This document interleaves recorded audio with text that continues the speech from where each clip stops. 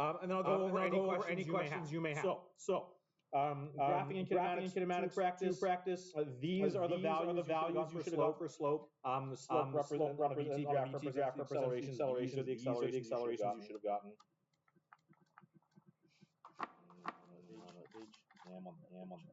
Yes. Yeah, man. This number four. Okay. A car hitting a tree loses 40 meters per second in 1 second acceleration. So that sucks.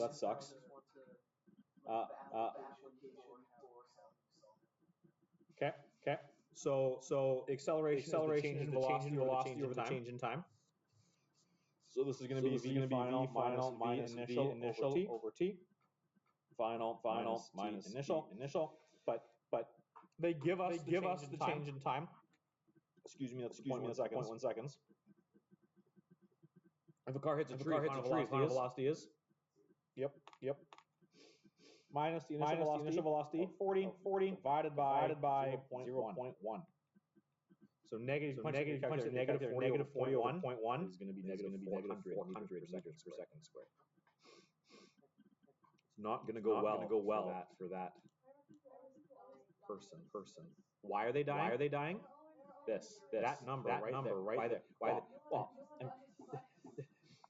It's more interesting when they don't survive. We didn't say there might not have been anyone in the car. The car was rolling down the hill at 40 meters per second. You pushed it. And away it rolls. No one's in the car.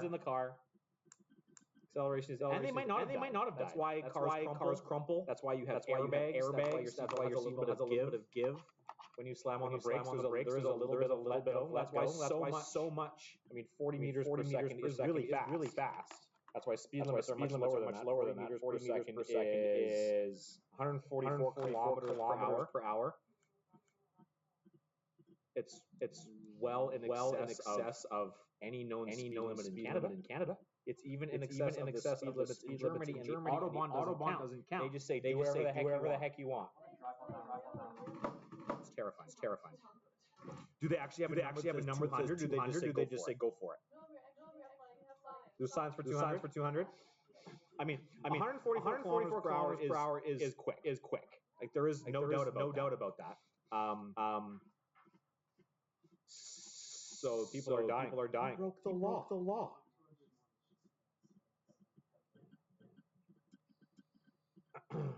$200 is very quick though too. I've done it once. It was scary. Yeah, in a Civic. Awesome. Don't ever do it. It was designed to go that. It was built for that. And then these ones, classify these graphs as representing increasing or decreasing acceleration. That's increasing acceleration, decreasing acceleration, a constant acceleration, and a constant acceleration. This happens to be zero. Straight lines are always constant. Curved lines are always changing. And then I gave this page. Those are the accelerations for the given time intervals for each one of those sections of the graph. Comments, questions, concerns about any of that. Once, twice. Thrice. Yes. Oh. Please, direction. Weekly grade 12. Start making their way Abbey Art, grade 12 assembly. Grade 12, your backpack, bag, jacket, in your classroom. You will not use them for your class. Also, please bring ready pen, pencil. You will need to fill out some information. Thank you. Duffy, you're the only one, right? Any other grads? I think Simran is, but she's not here. She's already. Yeah, so go to the grind and then keep walking. By then you'll see other people going in the same direction. Okay.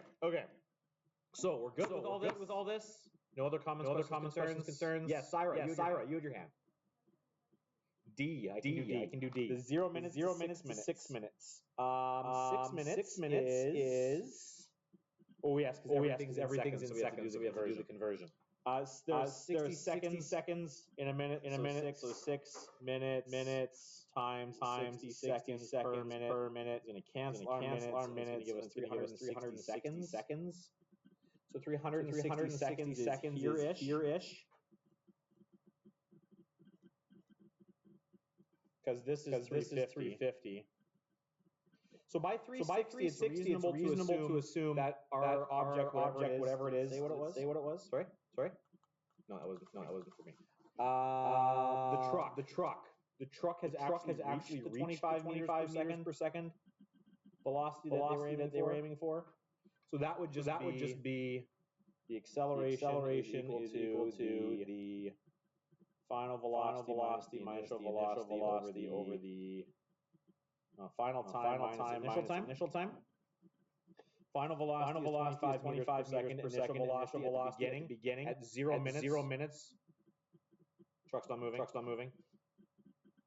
25 minus 0 over 360 minus 0. So it takes that truck 6 minutes to accelerate up to highway speeds. That's quite the truck. This 25 over 360 is where you get 0.0694 would be. Does that make sense? Okay. So then what I'd like you to do is flip back. I wanted you to back. It is back. I did say I wanted you to start these. You'll have time to do these. I'll give you the answers tomorrow. Today we're going to be playing with these graphs. A whole bunch of practice we're going to do here. The lesson today is short, so there's lots of time to play with it. Today we're going to look. We've looked at displacement graphs. The video you saw when I wasn't there. Yesterday we looked at velocity graphs. Acceleration graphs. We're going to kind of talk about. I mean, they're not overly complicated. It's a measurement of acceleration versus time. All of these are versus time. T and T. I'm going to go through how we a couple examples of how we move between these graphs and how we interpret the motion given a certain set of information. And then I'm going to leave you guys to play with that. So we've got displacement time graph. Those that we looked at. A curved line on a displacement time graph means. Actually, let's throw a title on here. We're going to call this converting. That is the wrong color. Hard one to see. Converting. Between. Should only be two ends in between. Come on, do it up. DT, VT, and AT graphs.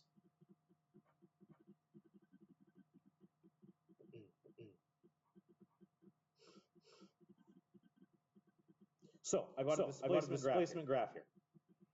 If we look at what's happening here, this is a curved line on a displacement versus time graph. So ignoring this middle graph, a curved line on a displacement time graph, our object is doing what? The velocities increase because if you draw a bunch of tangent lines here, what you're going to see is. Remember, tangent lines are for velocity at an instant. As time progresses, these lines are getting steeper and steeper. So this line is getting steeper and steeper. As that curved line gets steeper, the slope on this graph, if you recall, slope is equal to the velocity. On a displacement time graph. As the steepness increases, so too is the velocity. These two graphs are what you guys are going to be doing on our next lab, which is not. Is it tomorrow? It's either tomorrow or Friday. So as this thing's getting steeper, what it means is we've got ever increasing velocities. The slope of this guy, slope of the blue one, represents this V. The slope of that orange one represents that orange line's velocity or the steepness. Likewise here, this green one is this line here. Each of these slopes represents instantaneous velocity at a particular time, and we can see here that what that or how that's reflected on a VT graph is we're getting as time's progressing, our velocities are getting larger and larger. Graph that's curved up. The thing is speeding up. Now a straight line or a straight line of any kind on a velocity time graph, the slope of that thing is equal to the acceleration. Now because this line is constant, that means that for all these times, the acceleration is the same. Well, whatever that value is this value so here. So for all time, we've got an acceleration that is constant. Is what this means. So the slopes march up. For those of none of you are taking calculus or IB math, are you? Which one? IB. So at some point, IB is going to transition into calculus. So year one. I don't think it's there yet. Might be at the end of this year. There is a finding the slopes of these. There is a term for that in calculus. As you're finding slopes, what you're doing is you're taking the derivative of these things. Derivatives. So for those of you who have taken calculus or are going to take calculus, the relationship between finding these slopes is equivalent to finding the derivative of this guy. This guy will give you this function. The derivative of this function will give you that function. And we can go back the other way. We looked yesterday at how to find displacement from a velocity time graph. To find the displacement from a velocity time graph, what we did was we took the area of whatever this shape was.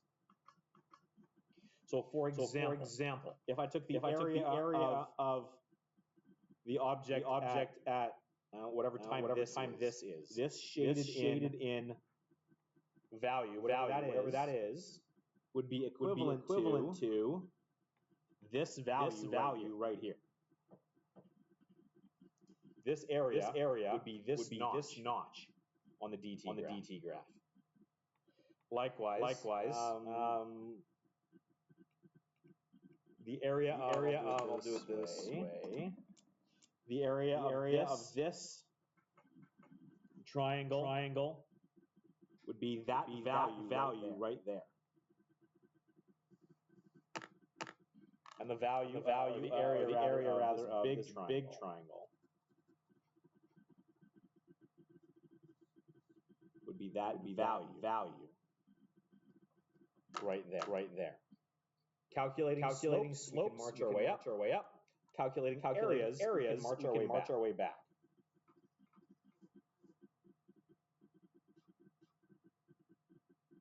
And for those of you who are going to take calculus, you're going to discover that this is actually called taking the integral or integrating.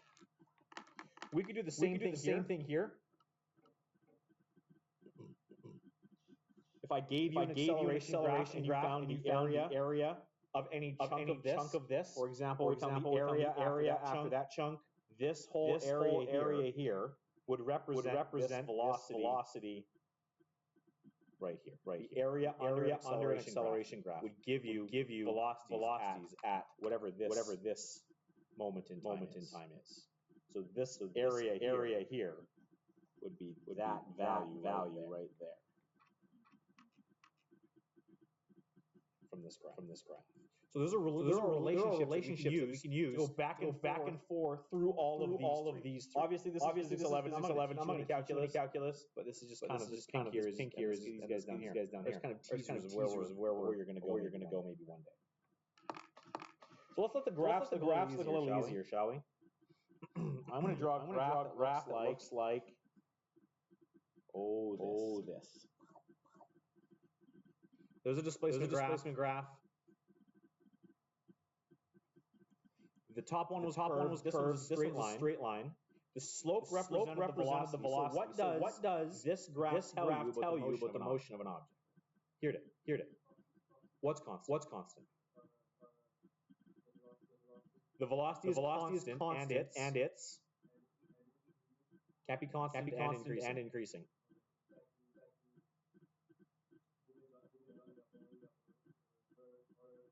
Positive. That's what I'm looking for. A Yeah. direction that is positive. So this tells us that for whatever this object is, it has to have a constant positive v. Now we could calculate that slope. I don't know what it is. But because it's got a constant v, I can approximate it on this velocity time graph. Again, I don't know what the value is, but I do know that it's positive, and I do know that because it's going to be that way all the way through. So this is going to be a straight line. I don't know, maybe it's here. So whatever this slope is going to give you this value right here. And then for all time, the object is maintaining that constant v. What can this graph be used? That's weird sound. What can this graph be used to tell us? Well, the slope on a velocity graph represents the acceleration. So a flat line on a velocity graph. How is this thing accelerating?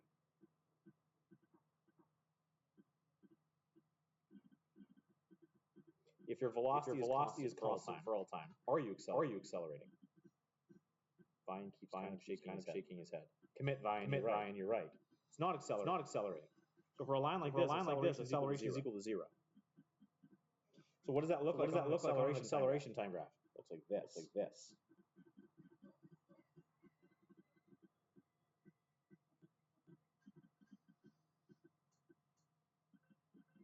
do another one. Let's draw something that looks like this.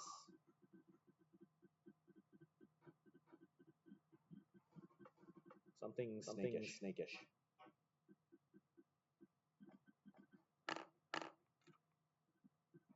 Okay, what's happening there?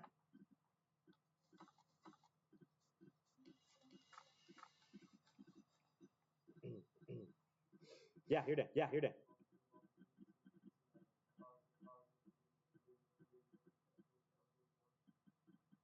Good. Till where?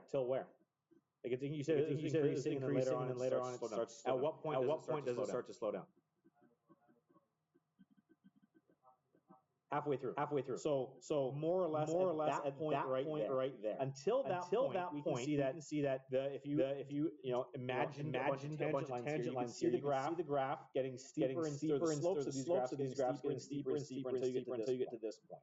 So whatever that time is, put a mark right there. I want to put a mark right here.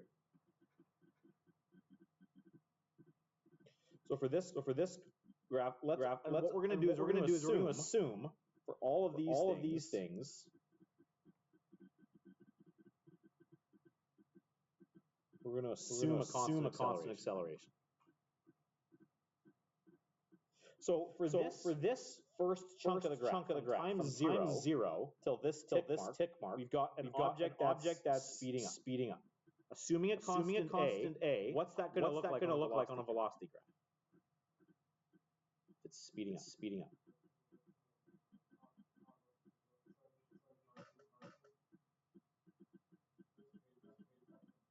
Yes, it's going to be a straight line going positive up until that point. So this represents being positive. It represents that this object is moving forward or north or whatever that means. Forward. And then here you said that at this point the object starts to slow down. The line starts to get less and less steep, eventually flattening off up here. Yeah. So at this point the velocity is 0. So at this ending time, because this is flat here, now I've got a zero velocity. So again, assuming a constant a, slowing down constantly line is going to look like what? Well, the velocity is getting lower. It's approaching 0.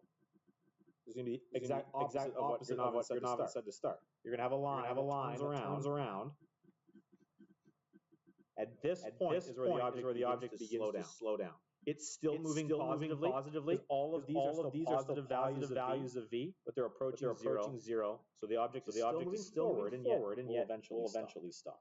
So this chunk is speeding up. This chunk is slowing down.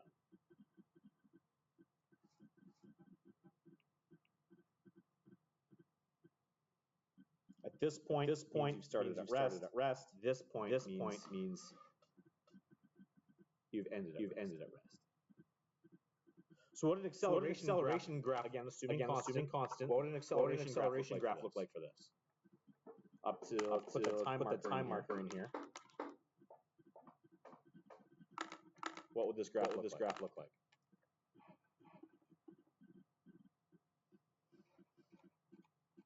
What kind of speeding up constantly? What can you tell me about that slope?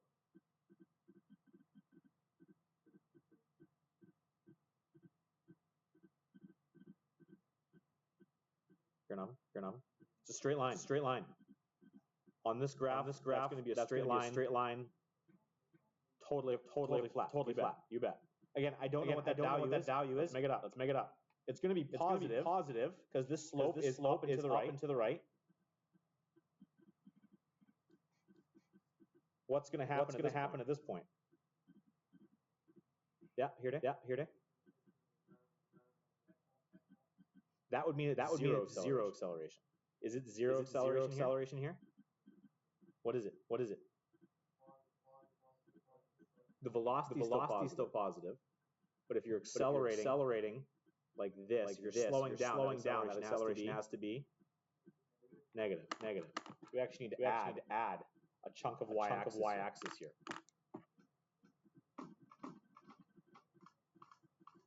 Your acceleration graph's going to look like that. It's going to be constant positive, and then constant negative.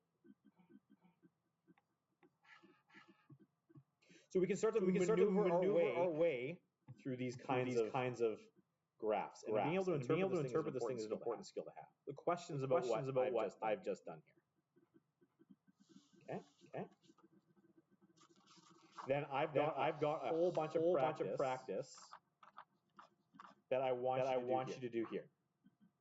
I'm happy to walk through. So these are all DV graphs. There's no A graphs on these. It's just looking at what it means for what a displacement time graph looks like as a velocity time graph. What a velocity graph looks like on a displacement graph. Going back and forth there. And they've given you values. So not only can you start to identify the shape, you can get concrete values. For example, look at this first one. If you recall, the slope on this graph, write it down again, is equal to the velocity. Slope on a displacement graph is equal to the velocity. In this case, the slope is going to be constant all the way through. So if the slope is constant, the velocity then also has to be constant. We can calculate the slope. What's the slope here? It's 1. It goes up 7, goes over 7. So that slope is 1. And because that slope represents a velocity, let's put those units in there for a second. So for 7 seconds, you've got an object that's traveling at 1 meter per second. So the velocity graph is going to be 1 meter per second or 7 seconds.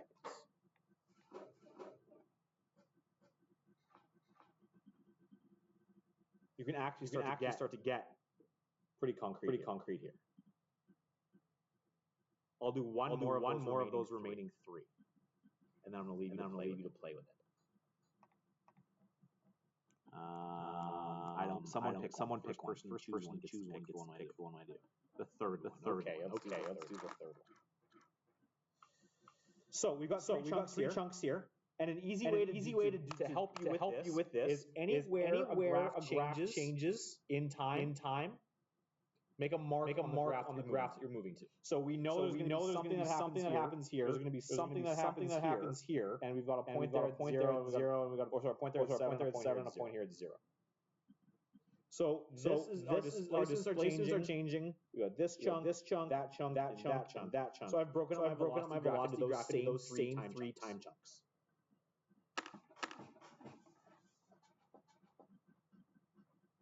I got fear.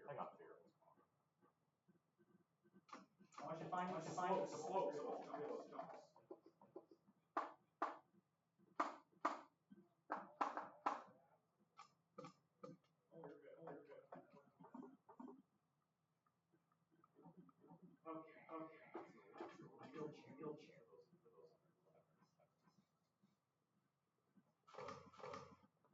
Okay, so what are the slopes of those three segments?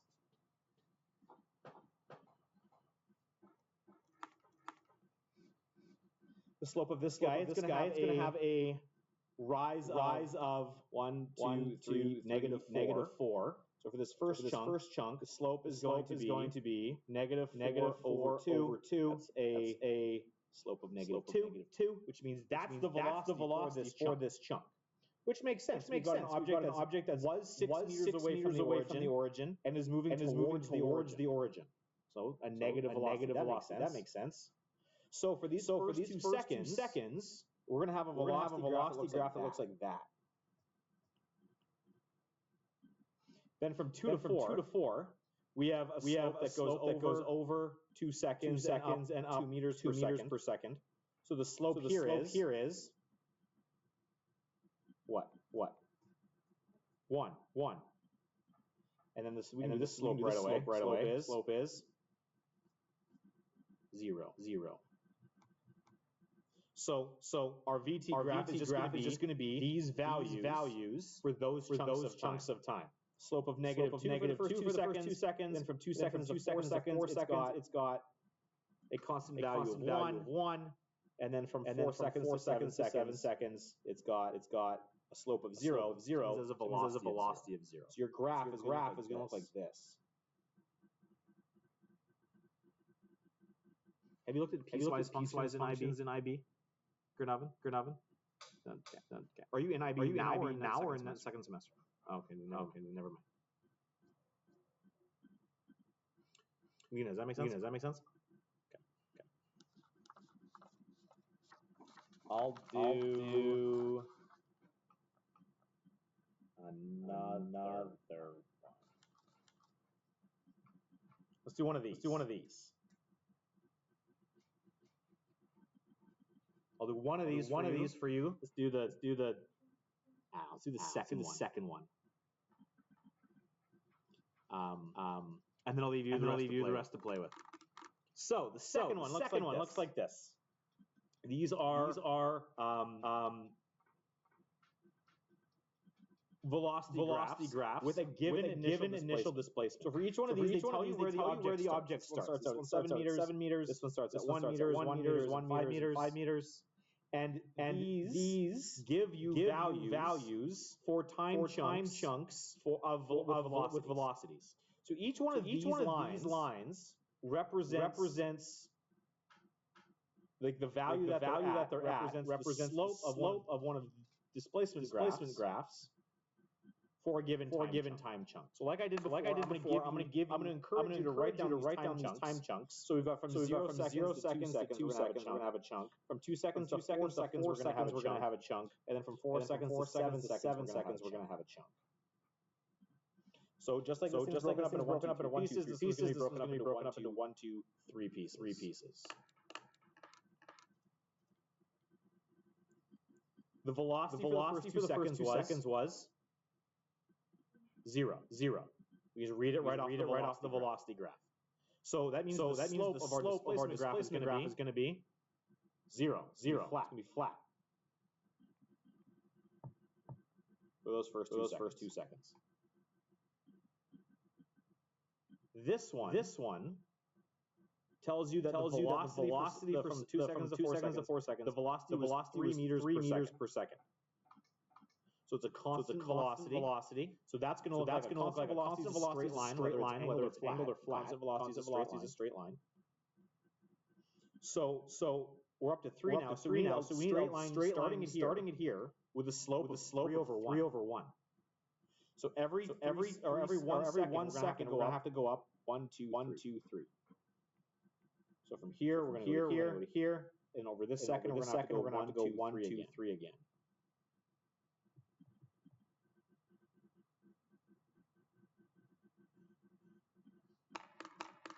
This value here is the slope of that line.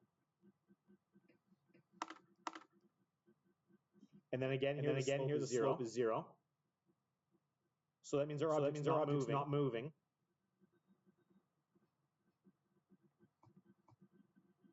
So it's going to look like that.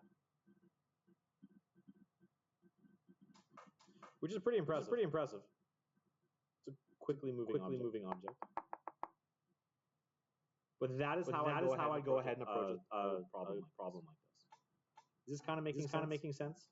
Having a class so small, you guys giving me so little feedback makes it hard for me to say whether or not you know what I'm doing, or you're totally lost and refusing to say anything. But I got two nods, so we're gonna go with good. This is where things get a little bit more interesting because we're going to start curving things. But again, the procedures are the same. I want you to try and play with these before I do an example of them. And then there's a bunch more stuff here. What is the acceleration between these 2 seconds? It's the same stuff that we were working through yesterday. So I'm 40 minutes here now. I'm going to give you the rest of the time to play with this stuff. Starting at the level 1 questions, I want you to go back through here. If and when you get those done. Ooh, there's a lot of graphs. I want you to do those two. You know what? We'll see where you guys are at over the next half hour before I assign anything else. That's where I want you to start. If you have questions, let me know. On your market said giver. Yes. You can do it tomorrow. Play with these things.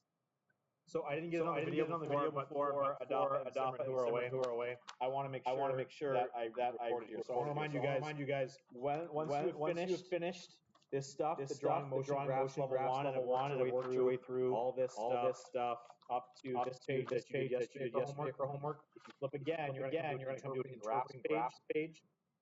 And based on the speed that I'm seeing some of you guys go through this stuff, I'm also going to get you to do this. I want you to start working your way through this graphs section. So for each one of these, you go to D and a V graph, you go to D and a V graph. These ones, you got a D and a V graph too. These ones, you've got D and A graphs for. And these ones, you've got D and A graphs for. So I'll revisit this before the end of class, but I do take a look at these as well. I know I said start these yesterday, but we might not get those yet. We'll see how it goes. But this in addition to for sure.